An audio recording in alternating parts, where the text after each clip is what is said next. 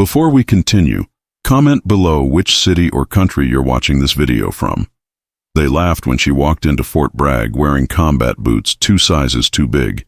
They whispered when she stumbled during the first morning run. But nobody laughed 5 seconds after General Marcus Hale decided to teach her a lesson she'd never forget. Sarah Kendrick was 23 years old when she arrived at the U.S. Army Rangers selection course in North Carolina. She came from a small town in Montana, where her father ran a hardware store and her mother taught kindergarten. Sarah had never fired a gun before 17, never ran more than a mile without stopping, and never imagined she'd be standing shoulder to shoulder with men who looked like they were carved from granite. But she was there because of a promise she made to her younger brother Tommy before he died of leukemia at age 14. He'd asked her to be brave enough for both of them, so she showed up, underweight, undertrained, and completely underestimated. The first week was designed to break people. Sleep deprivation, endless physical punishment, psychological games that made grown men cry into their pillows at night. Sarah barely survived. Her hands bled from rope climbs. Her knees swelled from carrying logs twice her body weight. The other candidates mostly ignored her, except for a few who looked at her with something between pity and annoyance. She was the only woman in a class of 47 men, and every single one of them knew she didn't belong.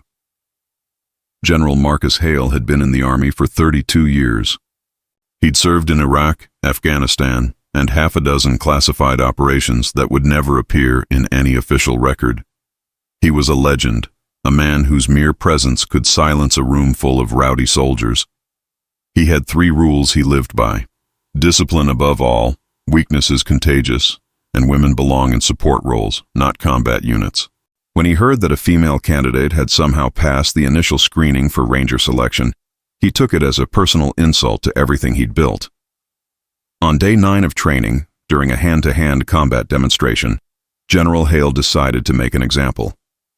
The instructor had been showing proper defensive techniques when Hale stepped onto the mat, his boots heavy against the rubber surface. He pointed directly at Sarah, who was standing in the back row trying to make herself invisible. "You, front and center." Sarah's heart stopped. Every eye in that gymnasium turned toward her. She walked forward, her legs feeling like they were made of wet sand. When she stood in front of the general, she could smell the coffee on his breath and see the network of scars along his knuckles. "Show me your combat stance," he ordered. She positioned